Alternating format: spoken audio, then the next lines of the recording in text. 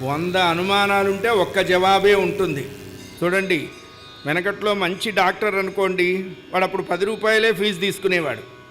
వాడు చక్కగా చదువుకొని పాస్ అయినవాడు, కరోనా బ్యాచ్ పాస్ కాదు.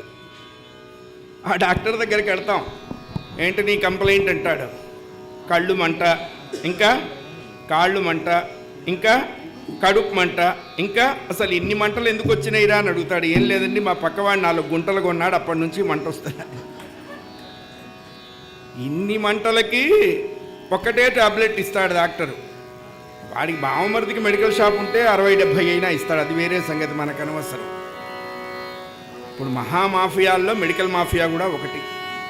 విద్య, వైద్యం, వైద్య రంగం, చిత్రరంగం ప్రపంచాన్ని సర్వభ్రష్టం చేస్తూ ఉంది. అయ్యా, వశిష్ఠుడు చెప్పాడు, దశరథ, కర్మ ఎవరిని విడిచిపెట్టదురా. 1000 ఆవులు 1000 దూడలు ఉంటాయి. దూడ పలుపుతాడు, విప్పుతాం, ప్రతి దూడ వెళ్ళి దాని తల్లి దగ్గరే ఆగుతుంది, ఇంకో ఆవు దగ్గర ఆగదు. కర్మ కూడా అంతే. ఎవడు చేసుకున్నది వాడు అనుభవించాల్సిందే. వండుకున్న అన్నం తినలేకపోవచ్చు, చేసుకున్న కర్మ అనుభవించక తప్పదు.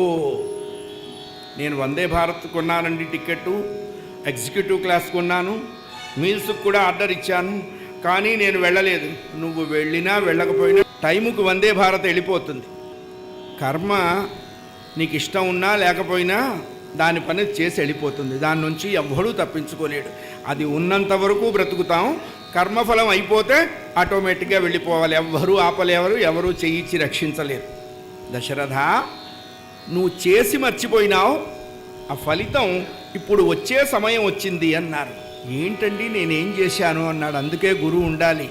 మనకెప్పుడైనా మరుపు కలిగితే తొలగిస్తాడు గురువు, మన బరువు కలిగితే పోగొడతాడు గురువు.